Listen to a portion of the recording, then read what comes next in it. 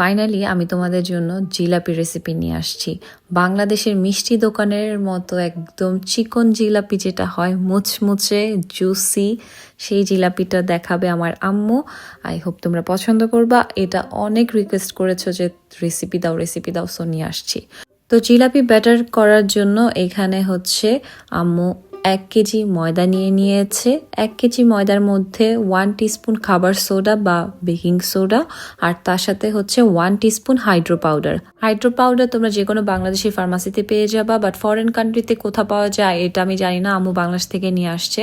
এটা শরীরের জন্য ক্ষতিকর অনেকজনই বলবে, বাট এটার অ্যামাউন্ট এত বেশি না যে অনেক ক্ষতি করবে। আর জিলাপি তো সবসময় খাওয়া হয় না, সো তোমরা যারা স্কিপ করতে চাও তোমরা স্কিপ করতে পারো, কোনো সমস্যা নাই। আর এটা দিলে তোমার জিলাপিটা একদম বাংলাদেশি মিষ্টির দোকানের মতো হবে, ক্রিস্পি আর ট্রান্সপারেন্ট কালার। আমি একটা পার্সোনাল কথা বলি, আমরা তো ক্ষতিকর জিনিস কত কিছুই খাই বাংলাদেশে। স্ট্রিট ফুড, 10 বছর আগের তেলে ভাজা পুরি, তারপর হচ্ছে তোমাদের ফ্রুটসের মধ্যে ফরমালিন থাকে। সো এই জিলাপি তো প্রত্যেক দিন খাওয়া হয় না, জাস্ট একবার বা দুইবার।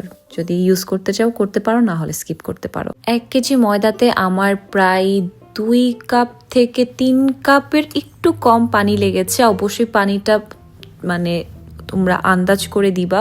ঠিক এইরকম একটা কনসিস্টেন্সি হতে হবে, বেশি পাতলা হওয়া যাবে না, কারণ এটা যখন রেস্টে থাকবে তখন কিন্তু আরো পানিটা ছেড়ে দিবে। তো একদম ঠিক এইরকম একটা কনসিস্টেন্সি হতে হবে। তারপর 10 মিনিট এইভাবে হাতে ফেটে নিতে হবে। হ্যাঁ, 10 মিনিট। আমি তখন লাইভে ছিলাম, তোমরা দেখেছো। এটা অনেক কষ্টের কাজ, বাট এটা করতেই হবে, না হলে হবে না। তাহলেই জিলাপিটা সুন্দর ক্রিস্পি হবে। যারা ইনস্ট্যান্ট জিলাপি খেতে চাও তাহলে তোমরা এটা একটা গরম জায়গায় রেখে দিবা 1.5 ঘন্টার জন্য, 1 থেকে 1.5 ঘন্টা। আর একদম অথেন্টিক রেসিপি চাইলে তাহলে অবশ্যই 1 রাত রেখে দিতে হবে, বা হালকা গরম থাকলে 2 রাতও রাখতে পারবা। তাহলে জিলাপিটা একদম পারফেক্ট আসবে আর টেস্টটাও ভালো আসবে। তো শিরা বানানোর জন্য এখানে আম্মু 2 কেজি চিনি দিয়েছে, আর তার সাথে প্রায় 3 কাপের মতো পানি দিয়েছে। চিনির পরিমাণটা একটু বেশি থাকবে, পানির পরিমাণটা একটু কম থাকবে। আর তার সাথে এখানে দিয়েছে অরেঞ্জ ফুড কালার শিরাতে দিলে তাহলে জিলাপির কালারগুলো অনেক সুন্দর আসে, পুরো একদম বাজারে যে জিলাপি আছে ওই রকম দেখতে হয়।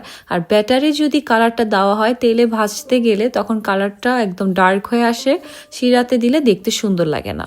সো অবশ্যই কিন্তু শিরার মধ্যে ফুড কালারটা দিতে হবে। তো যখন শিরাটা হয়ে যাবে ঠিক এইরকম বলক আসবে, এটা বন্ধ করে দিতে হবে। এদিকে দেখো আম্মু হচ্ছে 1 রাত রেখে দিয়েছিল একটা গরম জায়গায়, বেশি গরম না, মানে আমাদের হিটারের সামনে রেখে দিয়েছিল, যেহেতু এখানে অনেক ঠান্ডা, তো এর জন্য হিটারের সামনে রেখে দিয়েছিল। তোমরা চাইলে নর্মালভাবে রাখতে পারো যারা বাংলাদেশে আসছো। তো এরকম বাবলস ক্রিয়েট হয়েছে, যেখানে বাবলস ক্রিয়েট হবে সেই জিলাপিটাই কিন্তু একদম অথেন্টিক আর ভালো লাগে, মানে ওটা খেতেও ভালো লাগে, ওটা টেস্টটাও একটু ডিফারেন্ট হয়। তারপর আবার এটাকে একটু হালকা ফেটে নিয়েছে। তো এখানে জিলাপি বানানোর জন্য আম্মু একটা সস কন্টেনার নিয়েছে। এটা এখন সব জায়গায় অ্যাভেলেবল, নিউ মার্কেট সব জায়গায় পেয়ে যাবা, অথবা এটা না থাকলে তোমরা একটা পাইপিং ব্যাগও নিতে পারো যেটা দিয়ে কেক ডেকোরেশন করে। তো এরকম করে দেন জিলাপির প্যাচ দিতে হবে, এটা একদমই তোমাদের উপর। সবাই বলে মনের যদি প্যাচ থাকে তাহলে জিলাপির প্যাচও নাকি সুন্দর আসে। যাই হোক, জিলাপিটা একদম ডুবো তেলে ভাজতে হবে, আর তেলের টেম্পারেচার কিন্তু মিডিয়াম থাকতে হবে, বেশি হাই না বেশি লো না। হাই থাকলে পুড়ে যাবে, হবে না।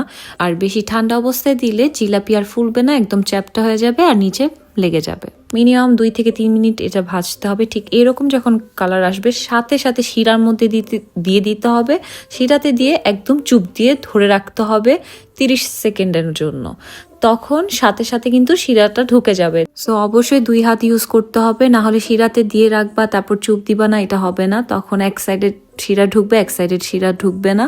শিরার থেকে উঠিয়ে জিলাপিগুলো একটা ঝাঁঝনির মধ্যে রাখতে হবে। অবশ্যই ঝাঁঝনির নিচে একটা প্লেট রাখতে হবে, তাহলে যে এক্সট্রা শিরাটা লেগে থাকবে জিলাপির মধ্যে সেগুলো সব পড়ে যাবে। তো ঠিক এইরকম ভাবে সব জিলাপিগুলো করে নিতে হবে। আর শিরার বেশি ঠান্ডা হয়ে গেলে কিন্তু শিরা মানে জিলাপির মধ্যে ঢুকবে না। তো সবসময় খেয়াল রাখবা যে শিরার টেম্পারেচারটা মিডিয়াম থাকে, বেশি পরিমাণে ঠান্ডাও না বেশি পরিমাণে গরমও না। তারপর হচ্ছে তোমরা যদি মোটা জিলাপি চাও তাহলে সস কন্টেইনারের মুখটা একটু বড় করে কেটে নিবা, আর যদি বেশি চিকন চাও তাহলে এর থেকে আরও চিকন করতে পারো। তো এই তো এইভাবে করে সুন্দর করে তোমরা জিলাপি বানিয়ে রাখতে পারো এই রোজার মধ্যে। আর ট্রাস্ট মি, বাজারে থেকে না কিনে বাসায় ভাবে বানাও, সবাই একদম চমকে যাবে, কারণ জিলাপিগুলো এত ইয়ামি, আমি এখন যে এডিট করতেছি আমার মুখে এখনই মানে পানি চলে আসছে। অবশ্যই ট্রাই করে আমার সাথে পিকচার শেয়ার করবা, আর কেমন লেগেছে এটাও জানাবা। বাই।